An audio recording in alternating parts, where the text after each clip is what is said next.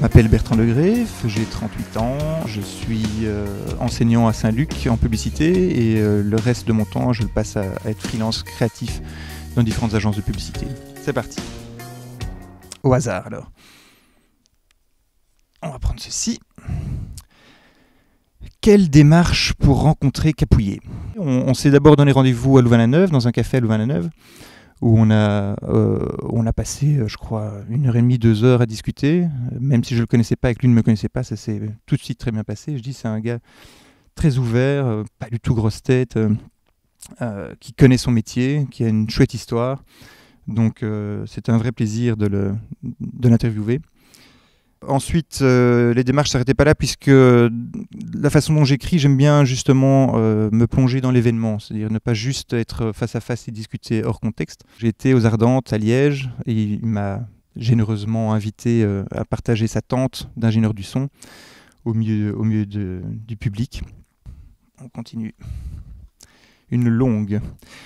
Tu écris à la première personne et tu parles beaucoup de tes impressions. D'où te vient le choix de s'impliquer en tant que journaliste ? Quand on m'a proposé la première fois d'écrire dans 24h01, je voulais que ce soit totalement différent de ce que je fais dans la publicité.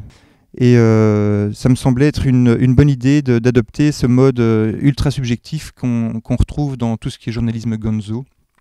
Donc, entre autres avec Hunter S. Thompson, des mecs comme ça. Ah. Question.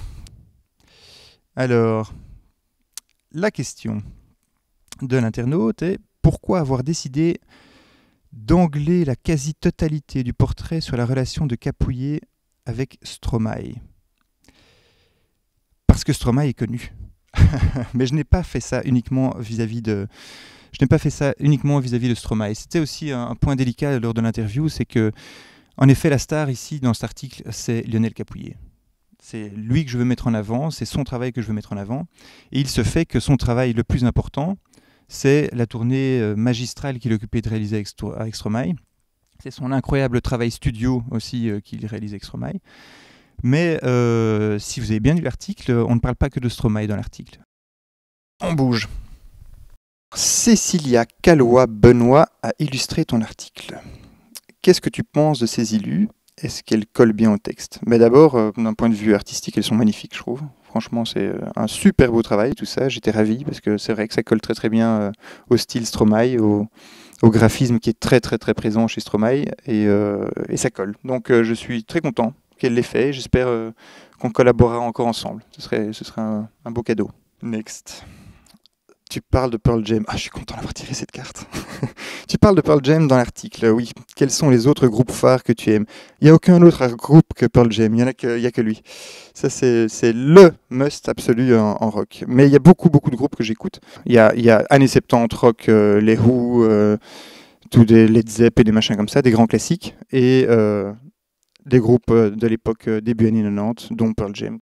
Dernière question. On y va. Il faut bien choisir alors. Quelle est ta relation avec 24h01 ? Tout à fait honnête, déjà. Ça se passe très très bien.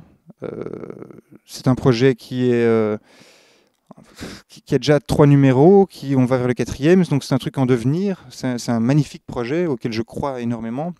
Ça vaut vraiment la peine de soutenir ce type de journalisme. Un journalisme qui prend le temps, tout simplement, qui n'est pas dans la course perpétuelle, qui est un peu plus profond, un peu plus long à paraître, mais aussi long à lire. Dans lequel on peut se plonger comme on veut.